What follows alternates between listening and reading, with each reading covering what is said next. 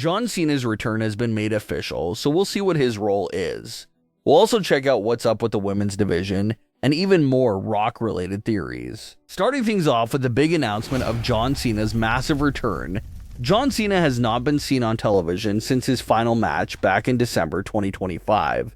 A lot of fans were worried about if that would literally be John Cena's final appearance on television. Cena has hinted at new roles and positions in the company, but has been very vague about it, so no one really knew what to expect there from him going forward with the company. But one of these new ways of using him has been revealed. John Cena took to his social media platforms to announce that he was in the middle of filming a new movie, but that he will be the host of WrestleMania 42 and will see everyone there. So that's some pretty huge news. It gets John Cena booked for WrestleMania 42 while still honoring the fact that he is retired. Some fans are thinking this announcement that John Cena will be in the building for WrestleMania 42 is a last-second attempt to move some extra tickets as well. It's been a big topic on the entire road to WrestleMania, that ticket sales were not exactly where the company wanted them to be. So announcing that John Cena will be live and in person at WrestleMania 42 surely seems like that last real push by the company to get fans who are on the fence about attending to get their tickets. So in terms of the reasoning for John Cena being booked as the host, that seems like the real reason why. It's a way to book him for the show without needing a whole story and match. So what can we expect John Cena to do at WrestleMania 42 as the host? Well, in years past, being the host of WrestleMania has always been a pretty significant role. The WrestleMania host is usually seen all throughout the night in multiple segments. They open the show sometimes, they're featured in multiple backstage segments, and they'll have even some in-ring segments as well. So we can surely expect John Cena to be featured in moments like that, hopefully throughout both nights of WrestleMania.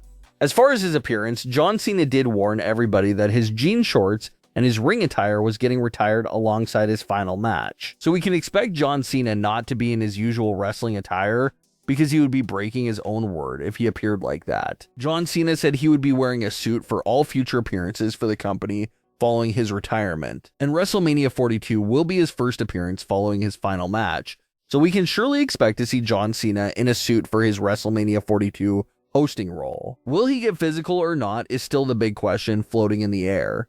Just because he's in a suit doesn't mean he can't drop somebody with an attitude adjustment. So maybe there's still a chance we see him put hands on someone and interact even with the suit on. Some fans are definitely criticizing the move. It goes back to what everyone always says about new megastars needing to be created. Can't always rely on retired big stars to move WrestleMania tickets. They're supposed to be getting moved by the younger new stars. So that's a conversation that fans are having there as well. But either way, it's a great move for WrestleMania 42. On top of everything that's already planned for the card, we're now guaranteed to see John Cena appear on screen multiple times across both nights, so it gives you something else to look forward to there. So be on the lookout for this big role for John Cena at WrestleMania 42. Big last-second cancellation took place in the women's division this week that left fans a bit confused. The company had originally announced that Tiffany Stratton versus Giulia on the March 27th edition of Smackdown was supposed to be with the Women's United States title being on the line, but just a few hours before the show was set to go on air, it had quietly been changed to being just a non-title match. And in that non-title match, we saw Giulia pick up the pinfall win over Tiffany Stratton thanks to some outside interference from Kiana James. So what's going on here, and why was the United States title removed from being on the line?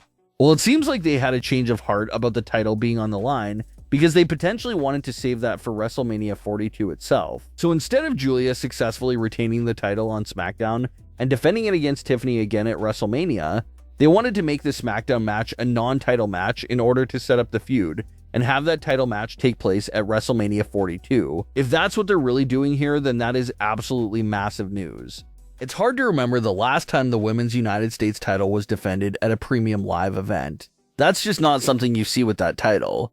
It doesn't get defended on premium live events, and it's easy to forget the title even exists sometimes. So it's great to see the title finally getting some recognition and actually being used. And hopefully Tiffany versus Giulia for the United States title does get added to WrestleMania 42, because that would be the biggest platform that title has ever seen, so it's about time. And if Tiffany Stratton wins the title at WrestleMania, that's even more good news for the Women's United States title. Tiffany is a top name in the division, a former world champion, so if she gets her hands on that United States title, we're to assume that will bring more respect to the title itself. There's no way the title will continue to get disrespected with Tiffany Stratton as the reigning champion. With Tiffany as champion, maybe we'll finally see some actual feuds get booked for the Women's United States title, and maybe it will consistently be defended at premium live events as well. The title has not been defended consistently at premium live events in its entire existence, so it would be nice to see the title get elevated to that level.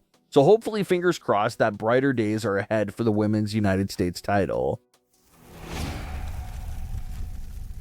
Now let's jump back into some more fan theories related to The Rock. The Rock has not been seen on screen since March 1st, 2025, but as WrestleMania 42 inches closer, fans are discussing a lot of different fantasy ideas for The Rock's return, and some of them have been things we've discussed in recent weeks. The first idea was for The Rock to return for something with LA Knight at WrestleMania. At the time of this recording, LA Knight remains completely lost and without a role at WrestleMania 42. But considering LA Knight's recent issues with the bloodline and how he constantly disrespects the family, that has fans wondering if The Rock could have a WrestleMania moment with LA Knight to put him in his place. This theory really picked up steam after Jimmy and Jay warned LA Knight not to talk about their family, all while a production truck with The Rock's face stood behind them. LA Knight has no match at WrestleMania, but exchanging a moment with The Rock is a pretty amazing replacement. The other idea we've been discussing is the concept of The Rock being the mystery caller that Randy Orton has been speaking to in private. Not much is known about Randy's mystery caller. All we know is that they've been guiding Randy's decision making in recent weeks and how they strongly approve of what he did to Cody Rhodes a few weeks ago. So fans are wondering there if that's leading towards The Rock making an appearance during Cody versus Randy to potentially set up a future match against Cody. But now a new fan theory has entered the mix, and that's the idea of The Rock not interrupting the Night 1 main event, but actually interrupting the Night 2 main event. Everyone seems to fully expect Roman Reigns to defeat CM Punk for the world title, but now you have a group of fans wondering if The Rock could return during the Night 2 main event between Roman and Punk to prevent Roman from becoming world champion. Maybe at first it looks like The Rock is there to assist Roman. Because remember, last time we saw The Rock and Roman interact on screen was at the Raw Netflix premiere in 2025, where The Rock acknowledged him. So if The Rock returned here in this spot, we're going to think he's there to assist Roman, but that's when he'll betray him and cost him that title, therefore setting up Roman versus The Rock at WrestleMania 43. The Rock continues to be rumored for one final match at WrestleMania 43, and like we've been discussing, there's only two realistic options for The Rock's final opponent, and that's either Cody and Roman. No one wants to see Gunther retire The Rock. You're really dragging it now if you go that direction. It needs to be Roman or Cody. So that's why a lot of fans are continuing to theorize that The Rock has to show up in one of the two main events in order to set up that final match next year. But what's most likely to actually happen? Well, it's unfortunate, but most likely there will be no Rock involvement at WrestleMania 42. Again, we hope to be wrong about that, but being realistic, there's probably a better chance of him not appearing at all. However, it's still fun to theorize and talk about all these different scenarios. But what are your thoughts on today's stories? Leave your comments below. Don't forget to subscribe with all notifications on, and leave a like if you enjoyed. Thanks for watching, guys.